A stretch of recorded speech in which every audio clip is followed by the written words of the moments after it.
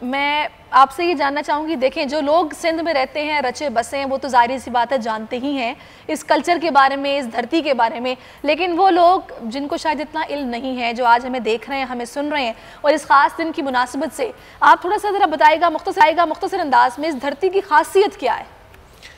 सबसे पहले तो मैं बहुत शुक्रगुज़ार हूँ नज़ीर लगारी साहब का, आपका, बोल टीवी का, जिन्होंने मुझे ये मौका दिया कि मैं आपके सामने सिंध की बात कर सकूं, अपनी सरज़मीन की बात कर सकूं।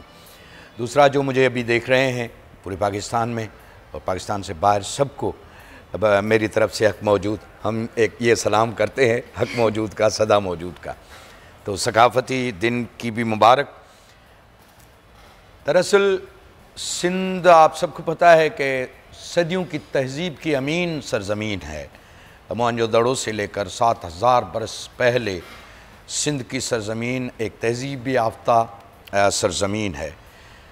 वहाँ पे जो हमारे सिंध के कल्चर के रंग हैं, सकाफ़त के रंग हैं, इन रंगों में भी इस मट्टी की खुशबू है, इसके माहौल की खुशबू है, और इसमें हमारे सिंध के जो सूफिया इकराम हैं, बुज़ुर्ग हैं, औलिया हैं, उनके कलामों की भी खुशबू इसमें समाई हुई है। जो अजरक हम पहनते हैं, जो टोपी हम सर पे पहनते हैं, इसके दानिशवरों ने इसके बारे में भी बहुत कुछ कहा है। मसलन अजरक के लिए कहा जाता है कि इसका लाल रंग जो है वो ईसार और कुर्बानी का रंग है, मोहब्बत का रंग है, और अजरक के अंदर जो सफ़ेद फूल हैं वो अमन की निशानी है, मोहब्बत की निशानी है, मेहमान नवाजी की निशानी है। दूसरा, ये जो हमारी टोपी है, ये दुनिया में इस तरह की टोपी आपको नज़र नहीं आएगी। ये सिंधी टोपी है जिसमें ये मेहराब बना हुआ है। ये मेहराब का जो ये एक आइडिया है या एक खूबसूरत बात है, वो इस टोपी की पहचान है। उसके अलावा ये जो सकाफ़ती दिन है, ये हमारे आने वाले नस्लों तक अपने तहज़ीब और कल्चर का वो विरसा जो है, उसकी आगाही के लिए बहुत बड़ा काम किया है इस सकाफ़ती दिन ने। हम ये बात करेंगे कि एक सिंधी टोपी और सिंधी अजरक जो है उसके बारे में हम बात करते रहते हैं, और उसके बारे में हमने देखा भी है, लोगों का उससे लगन है। एक बात और है जी, हम सिंध की तहज़ीब महज इन दो चीज़ों पर नहीं है, सिंध की तहज़ीब बहुत वसी है।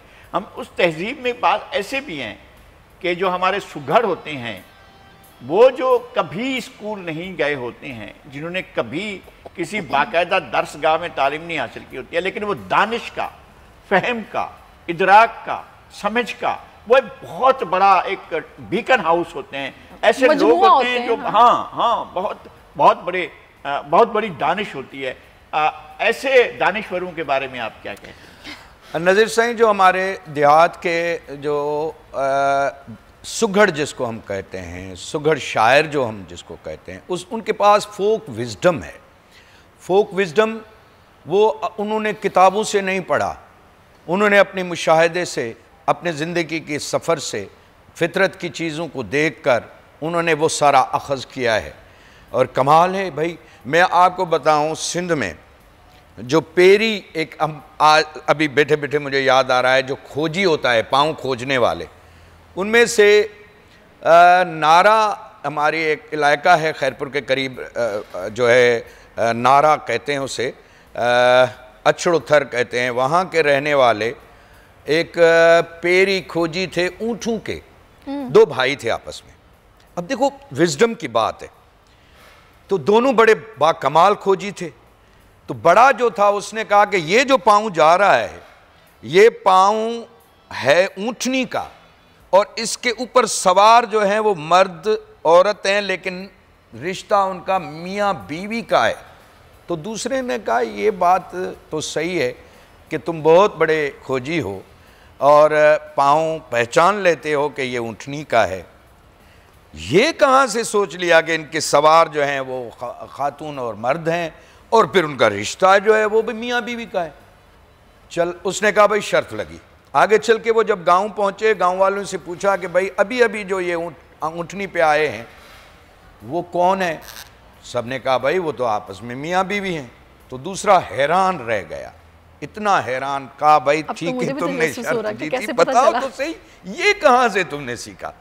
उसने कहा बात यह है कि ऊंटनी की फितरत है कि जब जो उसके ऊपर मर्द आगे और औरत पीछे बैठती है तो वो पांव तिरछा नहीं मारती, लेकिन जब औरत आगे बैठ जाए और मर्द पीछे तो फिर वो तिरछा पैर मारती हैं।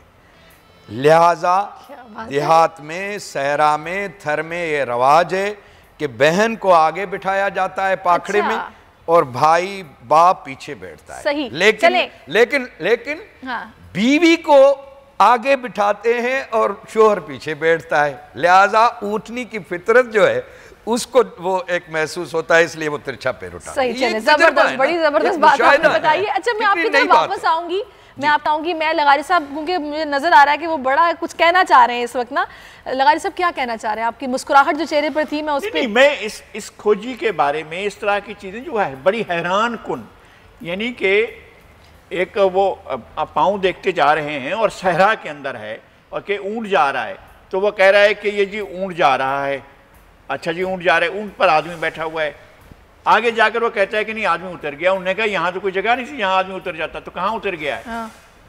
तो जाकर देखा कि एक दरख्त है, दरख्त के ऊपर से आदमी ने ऊपर उसके शाख पर हाथ मारकर और वहां से ऊपर चढ़ गया दरख्त पर और उसने छोड़ दिया। जब आगे वो चले तो उन्होंने कहा यहाँ आदमी उतर चुका है, यहाँ आदमी नहीं है। अब वहां आकर देखा गया दरख्त के ऊपर के आदमी छुप कर ऊपर बैठा हुआ है और ऊंट जो है बगैर उसके आदमी के जा रहा है। तो ये पहचान लेना कि ऊंट पर आदमी है और ऊंट पर आदमी नहीं है, ये खोज लगाने वाला, पाँव देखने वाला।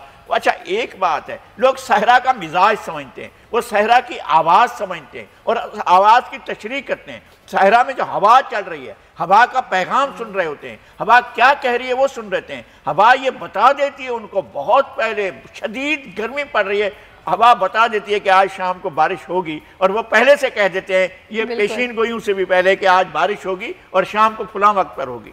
और दरिया पर जब चल रहा है तो दरिया पर कान रखा, एक चीफ इंजीनियर बन गए थे, बिल्कुल अनपढ़ थे और सिंध में लगे थे, और वो यूं कान रखते थे दरिया के किनारे पर और फिर कहते थे कि सैलाब जो है ये तौसा को क्रॉस कर रहा है और ये गाजी घाट की तरफ बढ़ रहा है और ये फिर निश्तर घाट आएगा और फिर ये आगे सिंध की तरफ बढ़ेगा, फिर गुड्डू क्रॉस करेगा, फिर उसके बाद अपना गुलाम मोहम्मद बेराज। वैसे आप जो बातें बता रहे हैं बिल्कुल ऐसी हैं कि नाकाबिल यकीन कि मतलब नहीं, ये है, दिस इज द कल्चर, ये सिंध का कल्चर है, ये है, यही तो खास बात है। अजरक और टोपी की बात नहीं है, ये अजरक और टोपी की बात। और मैं करना चाहूँगा, जी जी जी जी, आप तस्वर करें जो हमारे देहात की ख़वातीन हैं, बहनें, माएँ हैं, वो जो रिली बनाती हैं, आप उस रिली को देखें तो सही, कोई ज्योमेट्री का माहिर भी इस तरह से उसकी जो है ना कटिंग नहीं करता। ये कहाँ से आती है बातें? बिल्कुल उसका एक एक धागा, एक एक टुकड़ा देखो तो सही कितना। यही तो खास बात है, ऐसी तो नहीं मैंने हीरे बोला, ये वही, यही तो हीरे हैं, जाहिर सी बात है, चमक रहे हैं। अच्छा, मैं चाहूंगी कि अब आप थोड़ा सा अपनी जुबान में आज इस खास दिन के मौके पर एक मैसेज, मैं इससे बेहतर आप अपनी ही जुबान में कोई और ऐसी नज़्म सुना दें, हमें पता चले क्योंकि वक्त भी हमारे पास कम है। जरा जल्दी से बख्शन साहब, नवाजिश होगी जी, बड़ी मोहब्बतें। शेख हयाज का एक शेर है कि वसे भिट तुंजी भलारा सदा, सदा देश परदेश सारा वसन, कदें सिंध जी सींद मेरी न थे, कदें मोड़ तंहिंजा न मुरझाए जन। हाणे जीअं त लगारी साहब चयो त तव्हां नज़्म हाणे पियो कुझु कोन्हे, मूंखे वरी हुन जेको नज़्म पढ़ियो आहे तर्जुमो करे उन जो ॿियो हिसो यादि थो अचे त असांजा दर्द सूफ़ी आहिनि, सदा गेड़ू रता कपिड़ा दुधड़ई धूड़ रस्तनि ते, सफ़ा हिन कूड़ रस्तनि ते, दिलनि जा दीप ॿारियूं था असां अंदरि उजारियूं था, विछोड़ा राति में वेड़ियल जॾहिं ईंदा अखियुनि में हिन, खणी चपड़ियूं यकतारा वसुल जा गीत वारियूं था, अंधेरी वाट जे वरते अंदर में आग ॿारियूं था, खुमारिल खेप मां ख़ुदि खे ॾिसी हुनजो सॾायूं था, दरिया जेॾी खणी ही दिलि असीं तरंदे तंवारियूं था, असांजा दर्द सूफ़ी आहिनि, असांजा दर्द क्या बात है, जबरदस्त, सिंधी लोगों के दर्द भी सूफ़ी हैं। क्या बात है, बहुत जबरदस्त। सब्सक्राइब करें और बेल दबाएं ताकि कोई खबर रह न जाए।